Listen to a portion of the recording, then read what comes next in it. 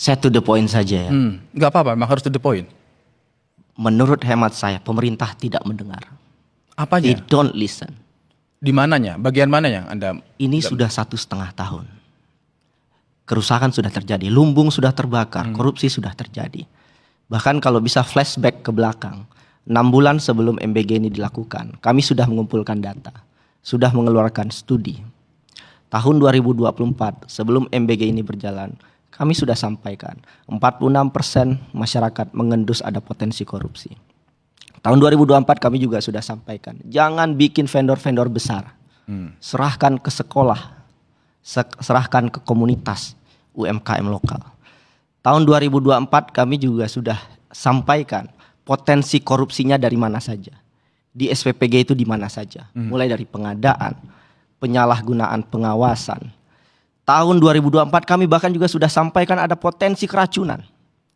Bahkan yang sekarang kalau kita lihat inefisiensi itu 1,75 triliun per minggu. Dan itu kan sudah dilakukan dari mulai mengganti, menegakkan hukum, terus kemudian pimpinan kalau yang bicara baru. soal mendengar masukan, masukan itu harusnya diterima sebelum kebijakan itu dilakukan. Maka kalau sekarang ketika korupsi sudah terjadi, apakah kemudian salah masyarakat menuntut pemerintah? Ini bisa tidak terjadi sama sekali kalau dari awal kebijakannya benar. Kalau di awal rente-rente dapur itu tidak dimiliki oleh partai politik, ormas, yayasan yang terafiliasi dengan pemerintah. Ini bisa dicegah. Tapi apa yang terjadi? Naskah akademik kebijakan ini tidak pernah ada.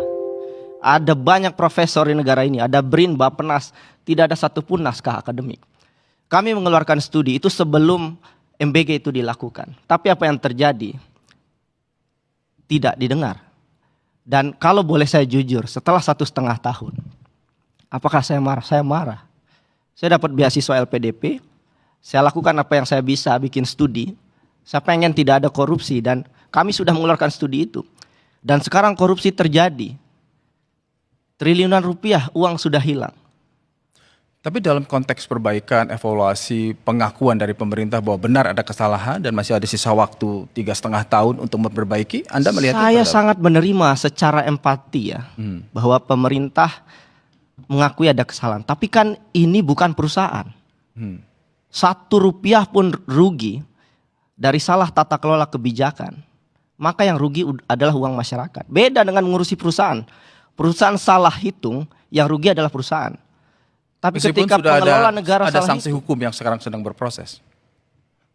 Mau ditangkap sebanyak apapun koruptor, saya sepakat koruptor harus ditangkap. Tapi pertanyaannya, apakah kemudian uang yang hilang ini lantas kemudian kembali?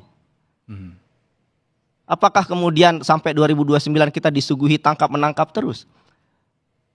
Dan lebih parah lagi, sebetulnya inefisiensi dari program ini luar biasa. Itu kenapa saya selalu meyakini empirical based evidence. Jangan sampai di negara ini politik rente mengalahkan kajian akademik. Itu yang kami sesalkan.